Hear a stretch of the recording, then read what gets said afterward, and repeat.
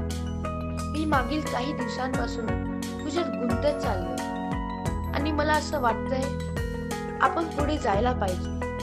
मला कुठल्याच गोष्टीची हरकत नाही, अगदी तुझ्या डिवोर्सी असल्याची पण.